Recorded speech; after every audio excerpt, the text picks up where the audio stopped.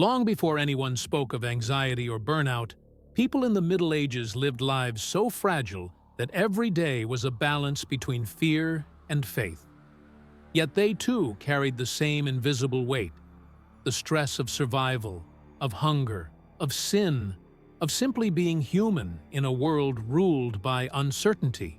In medieval towns, dawn began with the clang of church bells, not alarms, but the sound meant the same thing.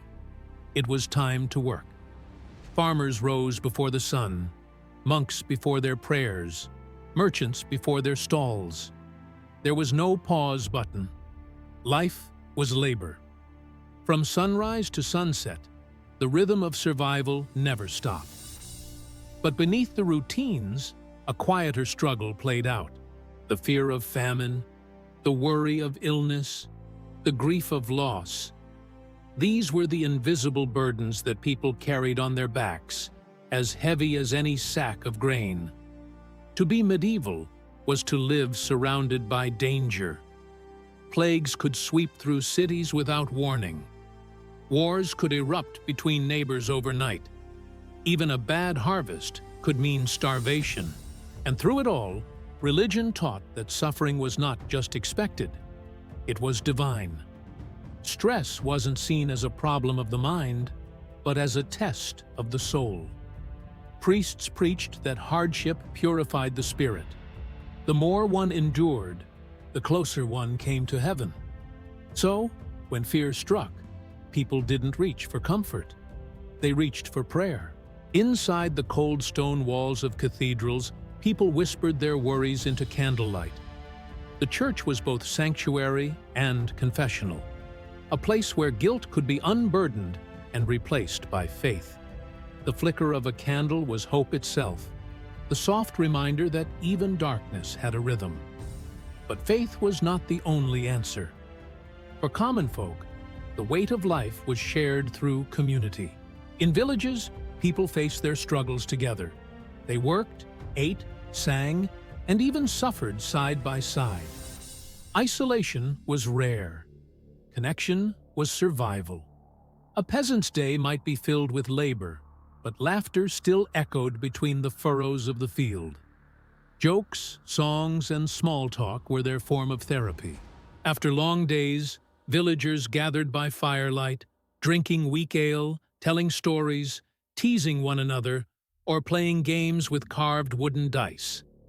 The laughter of a peasant was a rebellion against despair. In towns, artisans and merchants formed guilds, not just for business, but for belonging. Within those brotherhoods, men and women shared meals, secrets, and worries. A guild feast wasn't just a celebration. It was a reminder that no one bore their burdens alone. For women, the stress of medieval life often hid behind duty. They carried endless tasks: spinning, cleaning, tending children, cooking, nursing the sick, and still bore the weight of silence. Their pain was rarely recorded, their exhaustion rarely seen. Yet they too found ways to breathe. In gardens and kitchens, in gatherings to bake bread or wash clothes, women found companionship. They shared stories, laughter, and sometimes tears. The rhythm of daily chores became its own kind of prayer, a quiet meditation woven into work. For those of higher rank, nobles, knights, and scholars, stress took different forms. A lord worried about alliances and rebellion. A knight feared dishonor. A scholar wrestled with sin and salvation. Their anxieties were born not from hunger, but from pride, power, and faith. Knights often sought release through physical endurance. Tournaments, hunting, and riding were more than pastimes. They were outlets for tension. The violence of the field mirrored the chaos within. In battle or sport, a knight could momentarily escape thought. For nobles, feasts offered brief escape. Music, dancing, and wine filled long nights where worries were drowned beneath laughter and lute strings. Yet even amid the noise, fear lingered, of betrayal, of damnation, of mortality. For monks and priests, The greatest struggle was internal. Their stress was spiritual, the battle against temptation, doubt, and guilt. Days were divided into hours of prayer, and each chant was meant to quiet the noise of the mind. But silence could be a mirror, too. The cloisters echoed with the same fears that haunted the world beyond: loneliness, doubt, fatigue. Some monks confessed to acedia, a deep spiritual exhaustion we might now call depression. They fought it not with medicine, but with ritual, prayer, fasting, and work. Ora et labora, they said, pray and work, the two hands of peace. In a world without psychologists or medication, relief had to be found in rhythm, in prayer, in song, in motion. For the medieval soul, the cure for stress wasn't to escape life, but to surrender to its order. Festivals were the heart's reprieve. When the church bells rang for feast days, the poor and the rich alike paused. Streets filled with color and laughter. There was music, dancing, masks, and wine. For a few precious hours, hierarchy dissolved. The lord and the laborer became equals under the sky. It was chaos, joy, and renewal all at once. Even the fool, the jester mocked by all, held a sacred role. He reminded kings to laugh, peasants to forget, priests to smile. Laughter, in a time of hunger and plague, was an act of survival. But for every public joy, there was private pain. Death was constant. Every child born was a miracle. Every breath uncertain. People didn't avoid thoughts of mortality. They lived beside them. In this constant presence of death, people found strange strength. Life became precious, not despite suffering, but because of it. They believed the soul could bend but not break. And maybe, in their quiet way, they were right. The medieval world didn't have the language of stress, but it knew its weight. People carried fear through prayer, loss through laughter, pain through faith. Their relief wasn't found in escape, but endurance. Because for them, to live was to struggle, and to struggle was to live well. When the weight of the world grew too heavy, medieval people turned to small things, sounds, rituals, tastes, and faith, the quiet medicines of the soul. They didn't call it therapy, they called it living. The rhythm of medieval life was made to soothe the mind through repetition. Every hour was tied to a bell, every task to a prayer. There was comfort in knowing what came next. When dawn broke, the sound of the church bell rolled across the fields, not as a demand, but as a promise. It told the people that time still moved forward, that the world still had order. Faith, above all, was their refuge. In monasteries and chapels, candles burned for the weary. Each flame was a wish whispered to heaven, a farmer's hope for rain, a mother's prayer for her child, a traveler's plea for safe return. Kneeling in silence, people let their fears dissolve into incense and echoes. Confession, too, was release, not of stress, but of guilt. The words, "You are forgiven," lifted invisible burdens heavier than any labor. Music was another healing hand. From the solemn chants of monks to the simple songs of peasants, music bound the heart to something larger than fear. In monasteries, Gregorian chants rose and fell like waves, steady, pure, unbroken. For those who sang, it was a form of breathing, slow, measured, sacred. Out in the villages, fiddlers and drummers filled the night with laughter. When words failed, melody spoke. A song sung by firelight could turn sorrow into memory, pain into story. For those who lived close to the earth, nature itself was medicine. The medieval countryside was not just a workplace, it was a sanctuary. The smell of wet soil after rain, the sound of sheep moving on a hillside, the sight of sunlight through leaves. These were the quiet reminders that life, though hard, was still beautiful. Monks often wrote that tending gardens healed the spirit. They believed that every herb had a soul, every flower a prayer, to dig, to water, to watch something grow. It was to share in creation. And so, the gardens of abbeys became both pharmacy and paradise. Lavender to calm the mind, sage to strengthen the heart, chamomile for peace.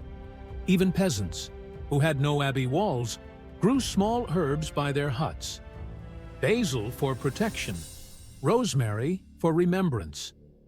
The act of caring for something fragile was itself a form of healing. Festivals, too, were medicine in disguise. When the year's work ended, when the harvest was safe, the world turned into a stage. Streets filled with music, masks, and madness. The Feast of Fools, the May Day dances, the midsummer fires, all moments when laughter drowned out fear. For a single day, the rules of life bent. Servants mocked masters, monks sang bawdy songs, peasants dressed as kings. In that chaos was a kind of therapy, a chance to forget one's burdens and feel human again. In taverns and inns, relief came with ale and company. A mug of warm drink, a story told by a traveler, a dice game with friends, all simple things, yet priceless. People gathered not to escape life, but to share it. The sound of laughter and clinking cups was the heartbeat of every town. The tavern was their living room, their theater, their therapy. Food itself was comfort. After long days of toil, even a bowl of stew meant victory. Monks often wrote about the joy of breaking bread, the sacredness of eating together. To share food was to share survival. Honey, bread, and ale, the holy trinity of comfort for the common soul. Sweetness was rare, and so it tasted like grace. But stress didn't always fade in public. For many, peace was found in solitude. In forests and fields, people went walking, sometimes to gather wood, sometimes to think. The wind through the trees was a kind of confession booth.